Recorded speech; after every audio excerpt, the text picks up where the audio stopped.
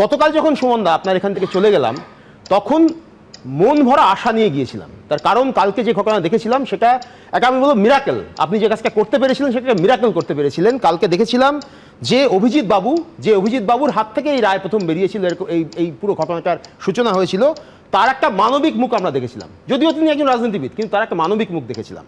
কিন্তু আজকে তিনি যাননি, এবং না যাওয়ার প্রেক্ষিতে তিনি এই যুক্তিটা দিয়েছেন যে পুলিশ এখানে লাঠিচার্জ করেছে।